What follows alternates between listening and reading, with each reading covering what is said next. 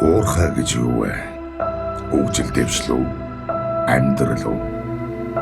Цаг хугацаа юм.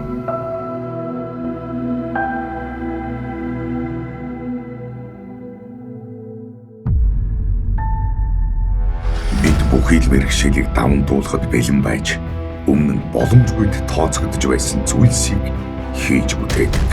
Зоригтой шийдлүүд, инновац, үргэлж өөрсдийгөө хөгжүүлэх гэсэн хөгжлийн замыг бид сонгосон.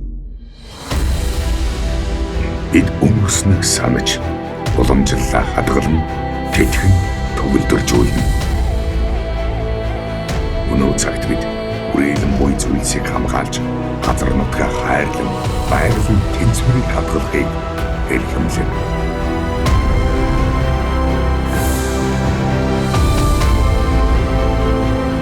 Цаг хугацааны шаардлагад нийцхийн тулд дэвшилтэт технологиг ашиглаж ирээдүйг бид бүтээж байна.